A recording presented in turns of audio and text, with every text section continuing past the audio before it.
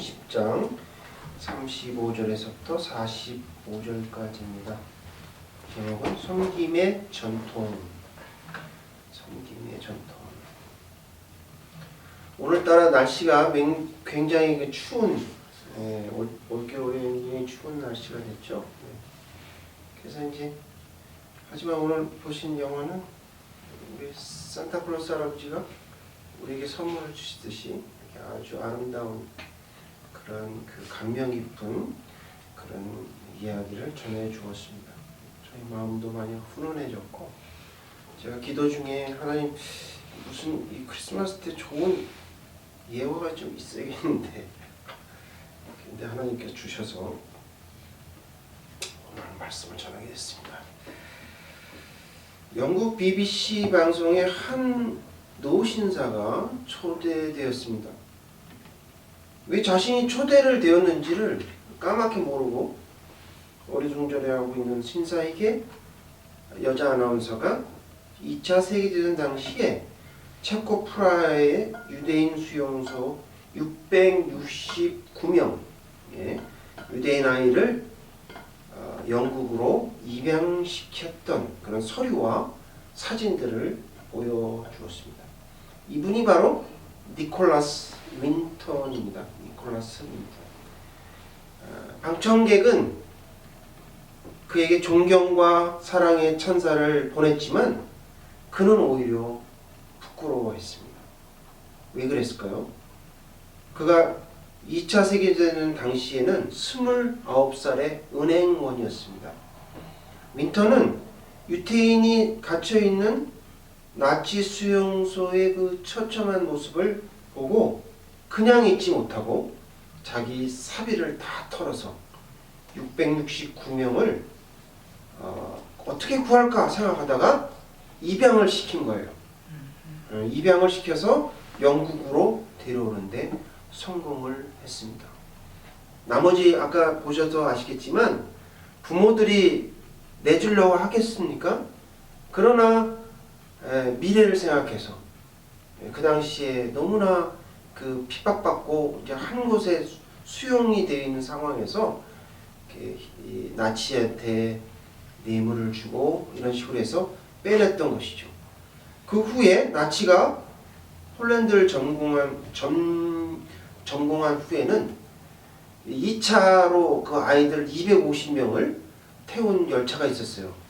그 열차를 이제 그 영국으로 오게 하려고 하다가 이 열차는 행방불명이 되었고 그 아이들 대부분이 다 죽었다고 합니다. 한 4명 살았다고 해요. 4명. 어쨌든 그는 구한 아이보다 구하지 못한 아이에 대한 죄책감으로 그동안 아무에게도 말을 하지 않았습니다. 그러다가 50년이 지난 어느 날 아내가 다락방에서 우연히 그거를 이렇게 보다가 찾아서 발견하게 됐고 그것을 방송에 알렸죠. 그래서 그렇게 알리지 않았다면 아무도 이 사실을 모르고 그냥 지나갈 뻔했습니다. 자신의 이야기가 방송에 나오는 것에 대해서도 이분은 불편해했어요. 불편했는데 아나운서가 방청객을 향해서 이렇게 얘기합니다. 혹시 방청객 가운데 윈턴에 의해서 생명을 구하신 분이 계시면 잠시 일어서 주시기 바랍니다. 이렇게 부탁을 하니까 모든 사람이, 거기에 있는 모든 사람이 일어나서 박수를 쳤습니다. 그가 구원한 사람은 660명밖에 안 되지만 지금 그들이 낳은 자녀와 손자를 다 합하니까 6,000명이 된 거예요. 6,000명. 그래서 그들을 니키의 아이들 이렇게 얘기합니다. 니키란 니콜라스의 애칭이에요. 그래서 니키의 아이들. 그래서 2002년 윈턴은 니키의 아이들과 함께 만남의 자리를 가졌고요. 2003년에는 영국 왕실로부터 그의 공로를 인정받아서 기사자기를 받았고요. 그분을 우리는 영국의 쉰들러다라고 얘기해요. 저도 사실 쉰들러 영화를 보고 알았지 그 쉰들러가 어떤 사람인지는 정말 몰랐거든요. 근데 이와 비슷한 또 한 사람의 쉰들러가 있었다라는 것을 알게 되었습니다. 그래서 너무 감명을 받았고요. 그는 이제 106세에 세상을 떠나셨습니다. 아무도 알아주는 사람이 없었고 그 당시에 그렇게 해갖고 아이들을 입양하기가 여러분 말이 그렇지 쉬운 일은 아닙니다. 쉬운 일이 아니었어요. 하나의 미랄이 땅에 떨어져 썩어 죽으니까 이렇게 많은 열매를 맺었던 것입니다. 오늘 저는 성탄절을 맞이해서 과연 이 니콜라스 윈턴 같은 사람이 이 한국에 있을까? 라는 것을 질문해 보고 싶습니다. 요즘 이렇게 큰 용기를 갖고 계신 분을 참 보기가 힘든데, 자, 그렇다면 그리스도인들은 어떻게 살아야 될까라는 것을 오늘 말씀을 통해서, 본문을 통해서 우리에게 주시고자 하시는 하나님의 말씀은 첫째, 세상 권력을 의지하지 말아야 합니다. 따라해 볼게요. 세상 권력을 의지하지 말아야 합니다. 라고 말씀하십니다. 살아계신 하나님의 말씀입니다. 42절입니다. 다 같이 봉독하겠습니다. 예수께서 물러나가 이르시되 이방인의 집권자들이 그들을 임의로 주관하고 그 오간들이 그들에게 권세를 부리는 줄을 너희가 알거니와. 예, 권세를 부리는 줄 너희가 알거니와. 오늘 말씀은요, 제자들과 그 제자의 부모들과의 오해로 인한 해프닝입니다. 해프닝과 같은 일이죠. 그러나 이 일을 통해서 그 당시의 상황을 어렴풋이 이렇게 알 수 있습니다. 먼저 32절, 34절 주보 뒷면에 있죠? 거기를 한번 읽어보도록 하겠습니다. 다 같이 봉독하겠습니다. 시작. 예루살렘으로 올라가기에 예수께서 그들 앞에 서서 가시는데 그들이 놀라고 따르는 자들은 두려워하더라. 이에 다시 12제자를 데리시고 자기가 당할 일을 말씀하여 이르시되 보라 우리가 예루살렘에 올라가노니 인자가 제사장과 서기관들에게 넘겨지매 그들이 죽이기로 결의하고 이방인들에게 넘겨주겠고 그들은 능욕하며 침뱉으며 채찍질하고 죽일 것이나 그는 3일 만에 살아나리라 하시니라. 예, 그가 바로 예수님이죠. 예수님이 자기 자신을 또 십자가에 달렸다가 사흘 만에 부활할 것을 말씀하셨고, 세 번째, 이 세 번째요. 첫 번째, 두 번째는 벌써 말씀하셨고, 이 세 번째 마지막 순환 예고를 제자들에게 하셨지만 그들은 믿었을까요? 안 믿었을까요? 많은 사람이 예수님을 따랐고요. 기적의 현장을 보았지만은 예수님의 이런 진심 어린 이 말씀을 12제자들조차도 귀담아 듣지 않았습니다. 예수님께서 능욕받고 채찍질 당하고 십자가에 죽을 것이다 라는 것을 아마 상상도 하지 않았을 겁니다. 마찬가지로 여러분, 죽었다가 살아난 나인성 과부도 봤죠? 나인성 과부의 아들, 나인성 과부의 아들도 보고 나사로의 아들 나사로도 보았단 말이에요. 근데 설마 예수님이 아무리 그렇게 얘기하셔도 죽었다 살아나실까 믿지 않았을 것입니다. 그럼 오히려 너무나 자연스럽게 다음 정권에서는 예수님이 왕이 될 것이다 라고 다들 믿었다는 거죠. 여기서 보면 내용을 보면 그렇죠. 그래서 그에 따르는 뭐가 있을까요? 권력이 있겠죠. 그 권력 서열을 정하고 싶었던 거예요. 이 말씀은 바로 그 말씀이죠. 마태복음 20장 20절에도 이와 유사한 평행본문이 나오는데요. 거기에 보면 세베대의 아들, 즉 세베대의 아들이 누구냐면 야고보와 요한이죠. 요한의 어머니가 예수께 와서 절하면서 자기 아들을 예수님의 우편에 좌편에 앉게 해달라라고 청탁을 합니다. 청탁이죠. 청탁 금지법이 우리나라에 있는데 그 당시에는 없었나 봐요. 근데 뭐 제가 생각하기엔 뭐 아무것도 안 주면서 어떻게 이렇게 대담하게 할 수 있을까? 그게 아니죠. 그만큼 그 어머니는 예수님을 봉양을 많이 했어요. 그러니까 그렇게 얘기하는 것이 맞을 수도 있습니다. 이제 아무래도 이게 더 자연스럽죠. 그렇지 않습니까? 앞에 있는 제자들이 했다고 하기에는 저는 마태복음이 더 맞다라고 생각을 해요. 왜 그러냐면 아무리 사랑하는 제자 요한이라도 대놓고서 나를 좌편에 우편에 앉아 그렇게는 못할 것 같아요. 그러니까 어머니를 통해서 했겠죠. 어머니가 와가지고 자연스럽게 이렇게 하지 않았나. 여러분, 우리는 연약한 존재입니다. 그래서 저도 마찬가지죠. 재물이나 권력이나 뭐 여자의 유혹에 약한 것은 인지상정입니다. 근데 제자들이 오늘 권력 다툼을 벌이고 있는 거예요.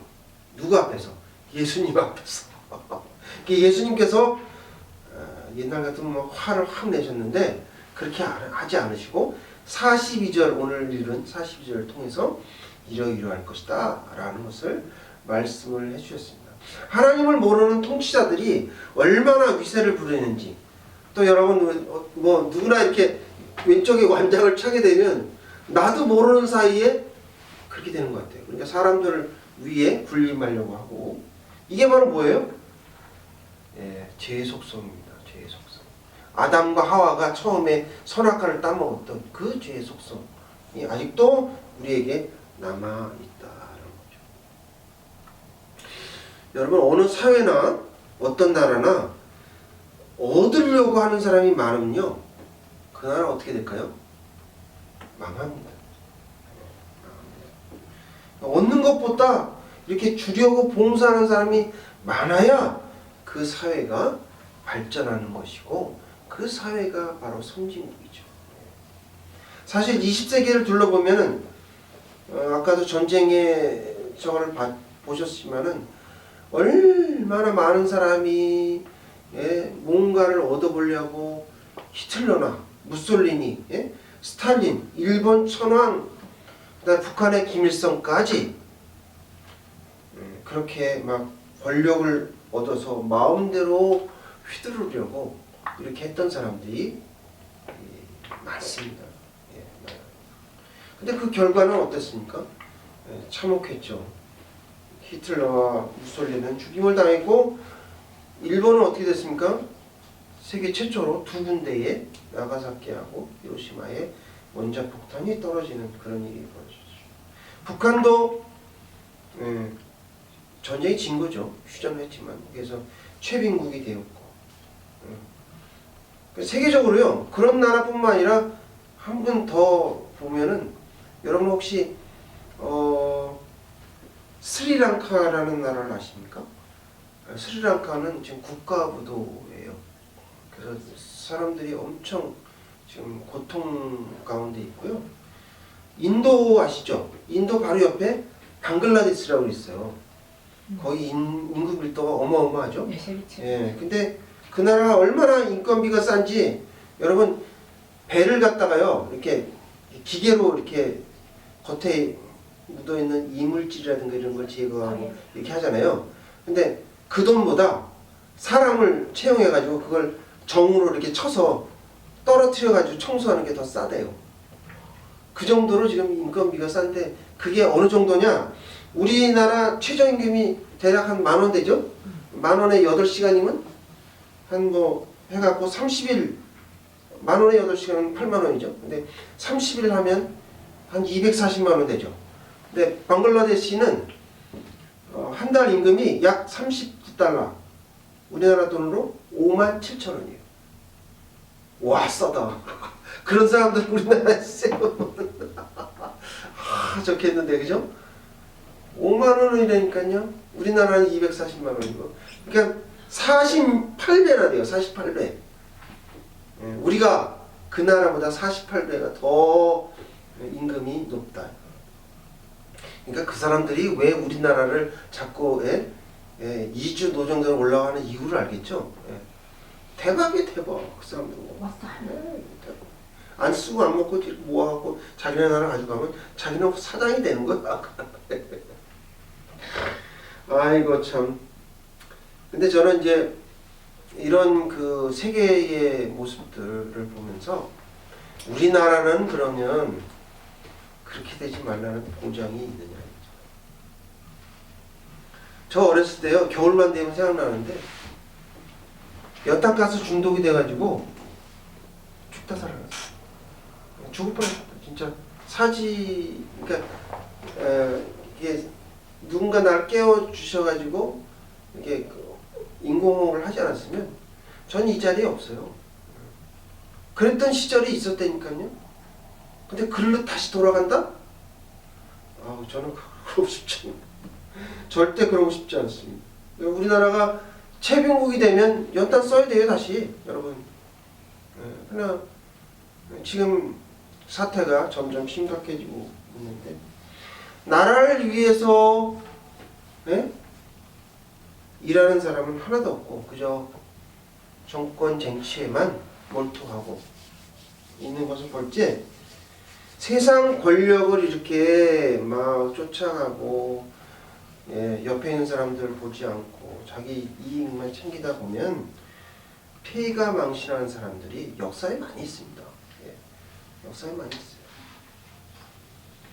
이러다가 구한말처럼 나라를 잃을까 심히 걱정입니다.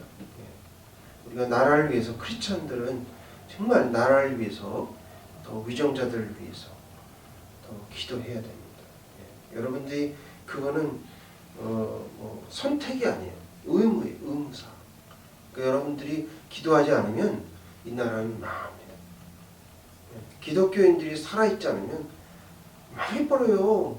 기독교인들도 그 사람들처럼 같이 정권을 쫓아서 그렇게 살면요 이 나라가 망한다니까요. 그러므로 세상의 권력을 의지하지 말아야 한다라고 말씀하십니다. 둘째, 섬기는 자가 되어야 합니다. 따라해볼게요. 섬기는 자가 되어야 합니다 라고 말씀하십니다. 거룩하신 주님의 말씀입니다. 43절 45절 다 같이 읽겠습니다. 시작. 너희 중에는 그렇지 않을지니 너희 중에 누구든지 크고자 하는 자는 너희를 섬기는 자가 되고 너희 중에 누구든지 어떤이 되고자 하는 자는 모든 사람의 종이 되어야 합니다. 인자가 온 것은 섬김을 받으려 함이 아니라 도리어 섬기려 하고 자기 목숨을 망하는 사람의 대성물로 주려 함이니라. 네, 아멘. 성탄절의 의미를 찾아보면 예수님께서 오신 것은요 우리들의 섬김을 받으려고 오신 게 아니라 도리어 섬기려 오셨다. 그리고 자신의 목숨을 십자가에 못 박혀 돌아가셔서 우리를 구원하기 위해서 대속물로 오셨다 라는 게 예수님이 말씀을 하신 것입니다. 스스로 이렇게 제자들을 꾸짖지 않았어요. 그러면서 이 말씀, 오늘 이 35절에서부터 45절까지 이 말씀은 매우 중요한 말씀인데 천국에서 존귀한 자가 되려면 어떻게 되느냐? 그 말씀을 예수님께서 하신 거예요. 그러니까 세상 권력을 의지하지 말고 그 다음에 뭐예요? 다른 사람을 위해서 섬기는 자가 되어야 천국에서 존귀한 자가 된다라는 것을 몸소 가르쳐 주시고 실천하셨던 것이 바로 성탄절의 의미입니다. 나쁜 예를 한번 말씀드릴게요. 인도양에 아름다운 섬이 있습니다. 그게 바로 스리랑카예요. 스리랑카. 저는 가보진 못했는데 이제 좀 예전에 한번 가보려고 이렇게 조사를 해봤었거든요. 근데 거기가 암벽이 이렇게 막 있는 곳에 도시가 거기 있어요. 그게 이름이 시기리아라는 그런 아주 유명한 곳. 이게 스리랑카 유명 관광지 딱 치면 첫 번째로 나오는 곳이 거기에요. 아주 멋있는, 예? 드론으로 딱 찍었는데 야 정말 멋있더라고요. 그러니까 그런 곳이 있고요. 그 다음에는 어디가 있냐면 딤불라 석굴 사원이 있어요. 그러니까 이 안에 이렇게 굴인데 거기를 사원으로 꾸민 거거든요. 예, 거기도 유명하고 그 다음에 코끼리로 유명한 알라 국립공원이 있습니다. 코끼리가 많이 있어요. 그리고 이제 그 섬이잖아요. 그러니까 아름다운 비치가 너무너무 많이 있는 곳이 바로 스리랑카인데 이 나라가 26년간 1983년서부터 2009년까지 내전이 있었습니다. 내전. 정치적인 불안으로 내전이 일어났고요. 이제 지금 이곳은 몇 년 사이에 엄청난 경제난을 겪고 있는데 여기가 지금 국가 부도만한 나라거든요. 그래서 아마 2026년까지 계속될 거예요. 계속될 것인데 신용등급이 떨어지니까 금융과 모든 곳에 투자를 안 해. 그러니까 백성들이 살 수가 없죠. 공장도 없고 거기 나는 게 뭐가 있겠어요. 관광자원으로 해서 할 수 있는데 내전이 일어나니까 누가 오겠냐고 거기를. 아무도 올라가지 않죠. 그리고 이제 그러면서 2018년 10월에 대통령과요 총리 사이에 권력 갈등이 있었어요. 그래서 국회가 해산되고 새로운 대선이 실시되고 그래서 정치 불안으로 인해서 국가의 위상이 떨어졌어요. 그래서 투자 환경도 매우 불확실한 곳이 되어버렸죠. 그게 이제 이 나라가 그렇게 된 첫 번째 이유고요. 두 번째는 자연재해로 그렇게 됐습니다. 2004년도에 쓰나미가 한번 왔어요. 그리고 2017년에 강력한 폭우로 피해를 보았죠. 마지막으로는 이 나라가 이렇게 된 게 국가 채무 불이행이에요. 2018년에 그냥 뭐 달러 없고 가지고 있는 달러 없고 뭐 이러니까 높은 이자율과 국채를 발행을 했어요. 국채를 나라에서 돈이 없으니까 그렇게라도 해갖고 하겠다라고 했는데 만기가 됐는데 상환을 못했어. 그래가지고 지금 신용불량자가 된 거죠. 쉽게 얘기하면 나라가.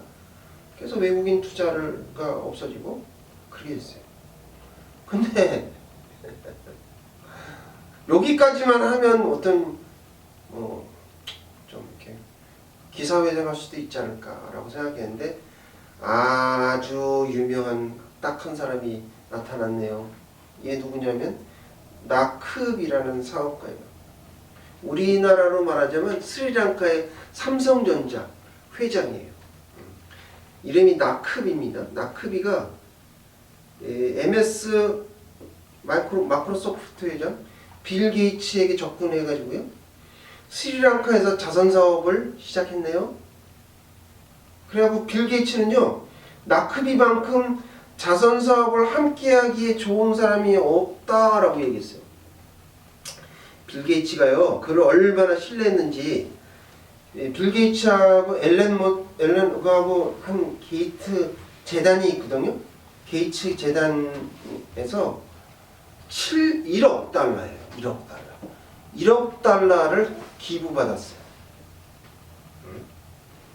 근데 이제 빌 게이츠가 그렇게 기부를 하니까 그 영향으로 또 어떤 여러 사람들이 그 회사에 투자를 한 겁니다. 투자. 합쳐서 9억 달러를 했네요. 그러니까 거의 10억이죠? 10억 달러예요. 10억 달러.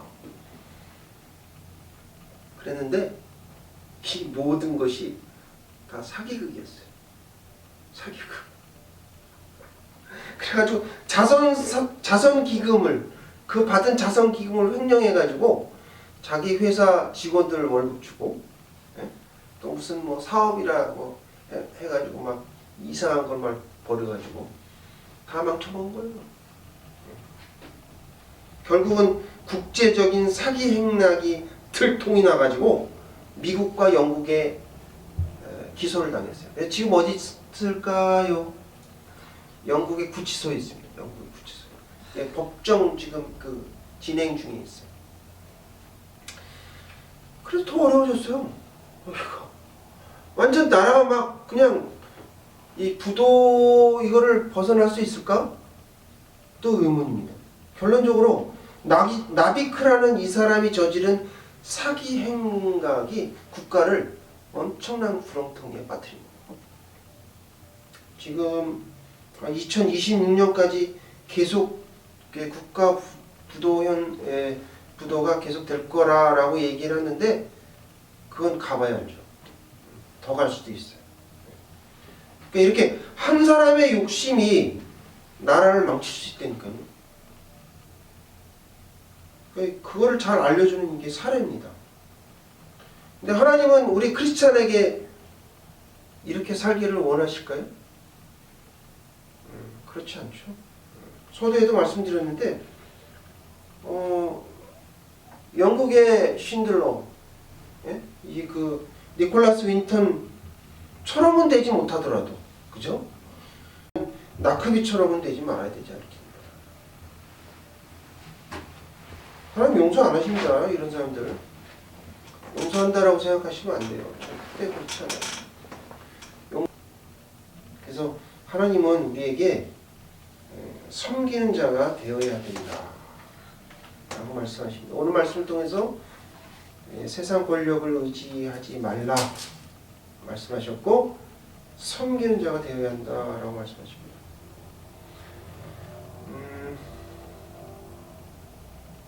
여러분 예수님 오시기 전에 6개월 전에 나타나서 말씀을 전한 분이 있죠? 여러분 잘 아시는? 세례요한이에요. 근데 그 당시에 참 그분은요 소름이 끼칠 정도로 훌륭한 사람이었어요. 우리가 그분에 대해서 잘 세례요한에 대해서 뭐 이렇게 좀 어떤 분들은 이렇게 그냥 예수님 전에 오신 선지자 정도 이렇게 생각하는데 그렇지 않아요. 지금으로 말하자면 그분은 유명한 인사였고요. 스타였어요. 스타. 예. 대중의 인기와 존경을 한 몸에다 받았던 사람이에요. 근데 차림새도 아주 유별났죠? 낙타옷을 털어서 입고 다니고 머리도 막 기르고 수염도 막 이렇게 기르고 오죽하면 뭐 공무원들이 와갖고 그에게 세례받기를 원했던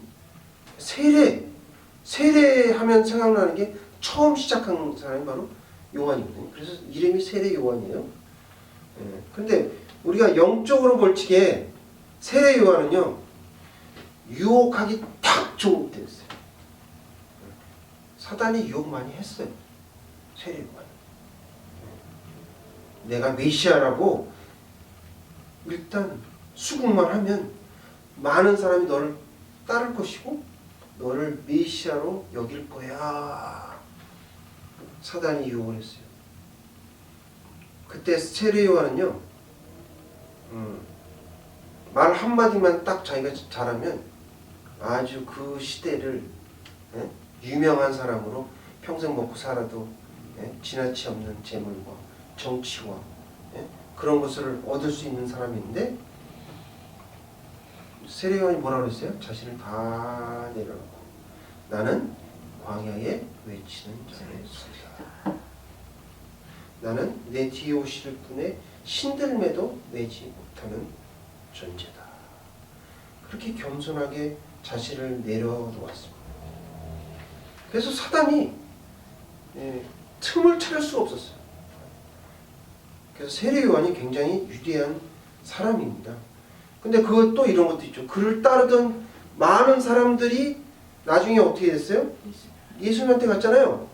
근데 시기하지 않았어요. 그래 가라. 그분이 바로 그 메시아다. 불평불만 한마디도 안 했어요.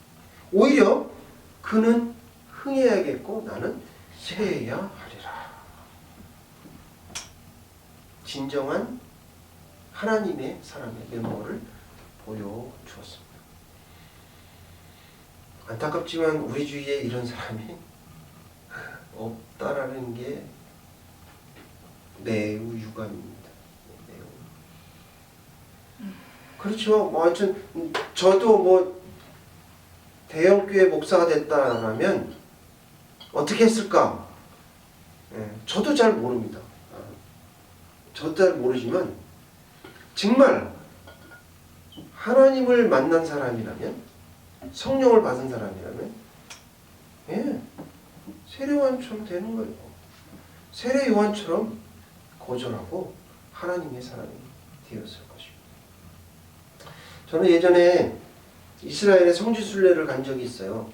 거기에 보면 베데스다 연못이 있거든요.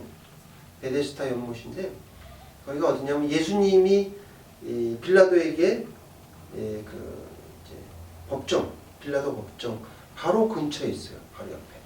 얼마 가지 않는 곳에 빌라도 연못인데 천사가 가끔 연못에 내려와가지고 물을 동했다. 그건 무슨 얘기냐면 이제 간헐천처럼 물이 밑에서 지하에서 뿜어져 올라왔다.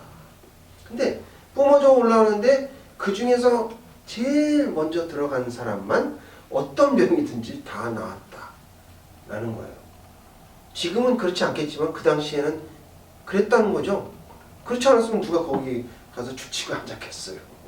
다 그 사람이 굉장히 넓어요. 제가 가보니까 넓게 돼 있는데 이렇게 물이 많이 있고 그렇더라고요. 거기서 물이 이렇게 올라 나올게끔 이렇게 조성이 돼 있고 옆에는 기념교회가 있었어요. 그런데 38년 된 병자가 거기에 있었는데 38년 동안 기다린 거예요. 거기서 동하기를.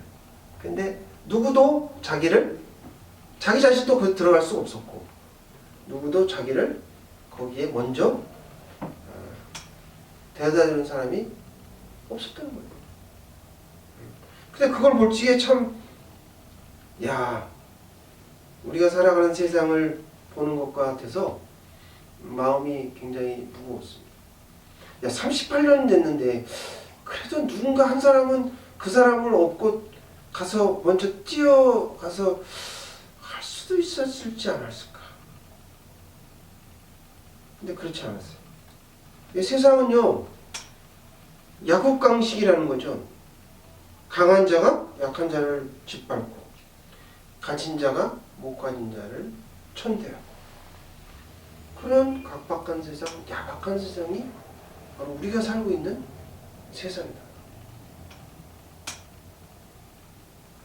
근데 성탄절에 예수님이 이 땅에 오신 이유는 그렇게 살지 말라는 거예요. 섬기는 자가 되라. 섬기는 자가 되라. 이것이 크리스마스의 진정한 정신입니다. 이것이 바로 섬김을 받으려 하지 않고 섬기려 하고 이 땅에 이렇게 낮은 곳에 오신 예수님의 모습입니다. 우리는 예수님처럼 그렇게 살기를 기도해야 됩니다. 예수님의 섬김이 또 우리 교회의 전통이 되었으면 좋겠습니다. 더 나아가서 한국교회의 전통이 되었으면 더더욱 좋겠습니다. 우리 한국교회에 많은 교인들이 있고 성도들이 있다고 하지만 정말 안타깝습니다. 예수님의 말씀을 순종하는 사람이 도대체 몇 명입니까?